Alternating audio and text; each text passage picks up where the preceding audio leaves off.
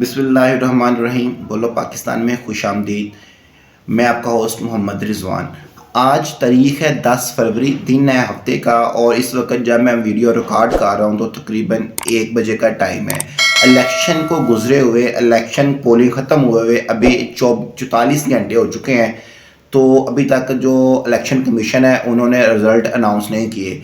Election commission ने ये announce किया था कि हम रात 1 बजे तक जो है वो इलेक्शन का जो रिज़ल्ट है वो अनाउंस कर देंगे। अभी इस बात को 44 घंटे गुजर चुके हैं, लेकिन अभी तक जो फाइनल 100% रिज़ल्ट हैं, हतमी नताइज जो है नताइज जो है वो नहीं अनाउंस किए गए। ये आप नाज़रीन देख सकते हैं कि वोटिंग करने के लिए जो टाइम था वो सिर्फ 12 घंटे का था। 12 घंटे भी नहीं बनता, वो तकरीबन 8 से 10 घंटे का था।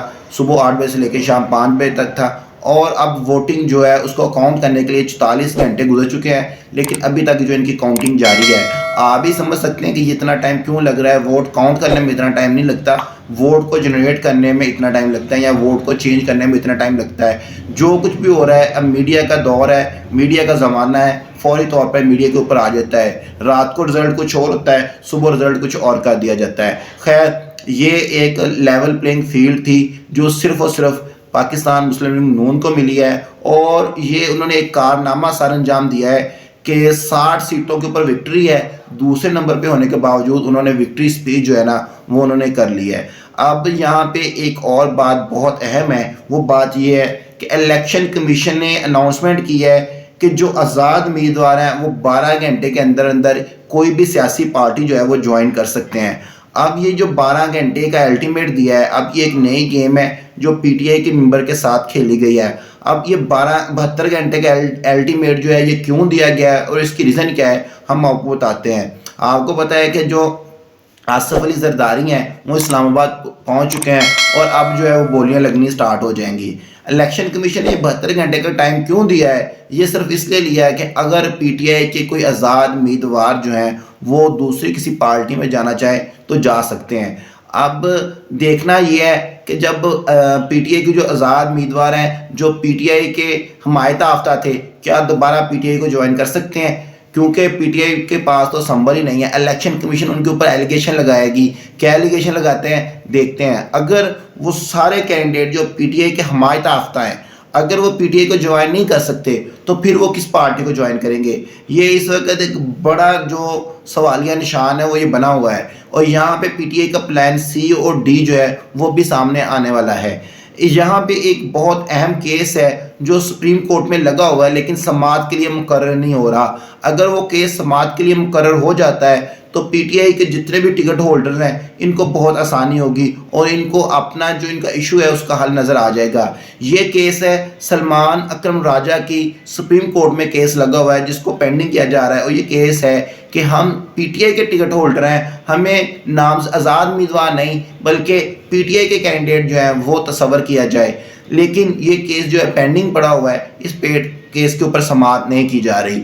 अब अगर पीटीआई के जो कैंडिडेट हैं वो पीटीआई को ज्वाइन नहीं कर सकते तो फिर हुकूमत बनाने के लिए उनको एक पार्लिमानी पार्टी चाहिए जिसके अंदर वो आज़ाद उम्मीदवार जाने के बाद अपने जो एक पार्टी है वो जो पार्टी है वो जीत सकती है। तो ये कौन से इनके पास ऑप्शन है जिसके साथ ये आज़ाद उम्मीदवार किस पार्टी के साथ मिलकर अपनी हुकूमत बनाएंगे, ये एक बड़ा सवाल है।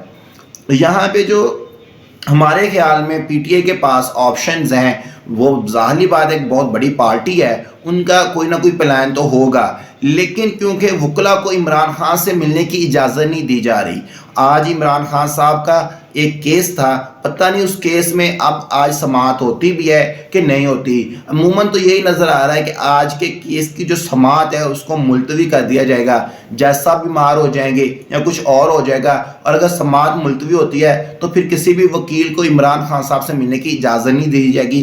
कल संडे है तो बात फिर मंडे तक चले जाएगी, और इसी ड्यूरेशन में जो 72 घंटे का टाइम है वो गुजर जाएगा।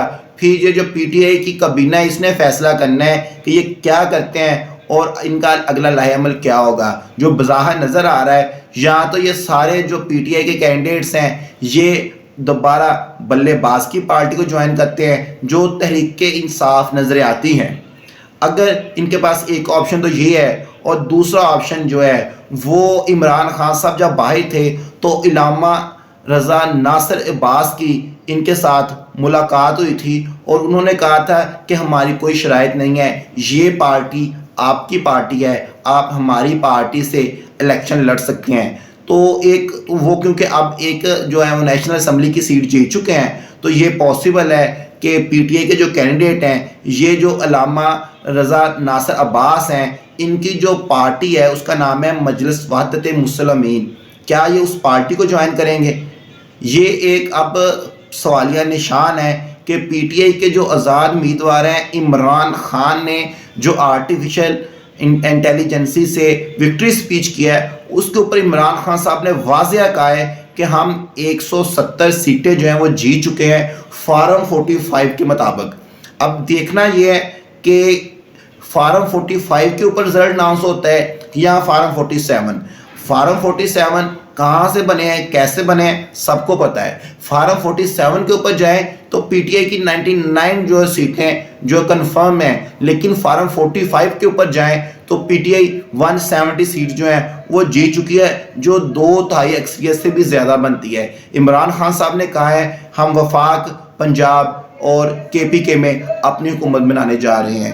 انشاءاللہ اللہ جو چاہے گا ویسے ہوتا ہے، یہ لوگ جتنا بھی کر لیں جیت حق اور سچ کی ہوتی ہے۔